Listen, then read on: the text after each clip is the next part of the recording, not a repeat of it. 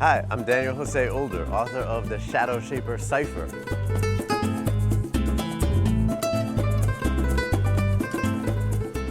I think of art in SHADOWSHAPER as, first of all, it's one of the parts of myself that I really gave to Sierra and Robbie.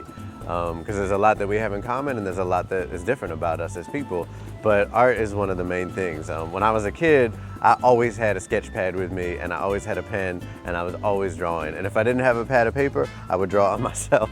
I would draw on my shoes, on my backpack. There was just drawings everywhere, usually monsters. So I wanted to give Sierra that passion. And that's also how I would work out things. If I was confused, if I had problems, I would just sit down and draw. And that also became true later with writing. So when writing became my art form, that's what I would do. I was confused or scared, I would sit down, and I still to this day would sit down and will write about what's going on in my life or what's going on in the world, and that's how I make sense of the world. And I think that's true. I think for everyone, we use art to make sense of the world around us.